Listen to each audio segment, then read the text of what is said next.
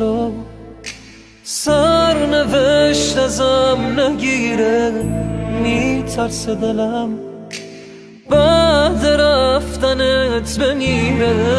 اگه خاطره هم یادم میارن تو رو، لااقل از تو خاطره هم نرو. کی مثل من واسه تو قلب شکستش میزنه؟ آخه کی واسه تو مثل منه؟